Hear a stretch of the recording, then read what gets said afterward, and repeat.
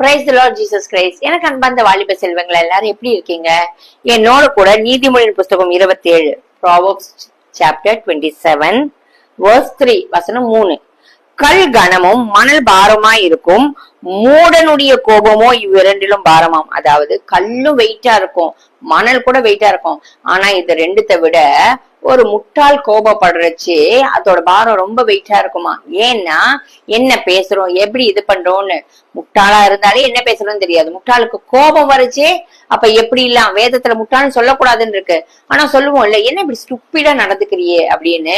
அந்த மாதிரி காரியங்கள், அப்ப அப்படிப்பட்ட காரியங்கள் உங்ககிட்ட இருக்கக்கூடாது. அப்படிப்பட்ட நபர்களோட நீங்க பழகரிச்சு அது உங்களுக்கும் பாரம். இல்ல அப்படிப்பட்ட நபரா நீங்க இருந்தீங்கன்னாக்க மூடனாவும் இருக்க வேண்டாம், அதே நேரத்துல கோபமும் பட வேண்டாம். அது உங்களுக்கும் பாரமா இருக்கும், உங்களை சுத்தி இருக்கிறவங்களுக்கும் அது ஒரு பாரத்தை தரும். பாரம்னா வருத்தம், கஷ்டம் இல்லையா? நம்ம வருத்தத்தினால பாரமா சுமக்கிறோம். சோ இப்படிப்பட்ட காரியங்கள் உங்ககிட்ட இல்லாதபடிக்கு ஆண்டவராக இயேசு கிறிஸ்துவிட்ட ஜெபிக்கரிச்சு அவர் நிச்சயமா உங்களை பேதைகளையும் ஞானியா மாத்துகிற தேவன் இல்லையா?